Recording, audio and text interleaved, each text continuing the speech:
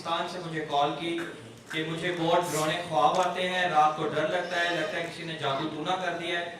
और आज ये इस बात की गवाही देने के लिए आए हैं कि वो दिन और आज का दिन है, ना उन्हें कोई डरावने ख्वाब आते हैं, ना वो डरती हैं, और खुदावंद ने उन्हें कंप्लीटली शिफा दी। हालेलुया, जोरदार ताली बजाएं और खुदावंद यीशु के नाम को बुलाएं।